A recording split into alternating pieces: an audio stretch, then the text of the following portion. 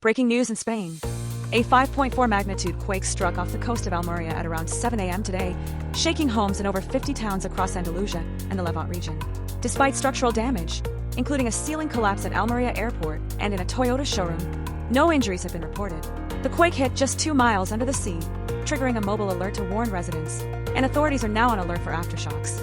Shallow offshore locations spared heavier damage than the deadly 2011 Lorca quake. But as Spain remains seismically active, take earthquake safety steps.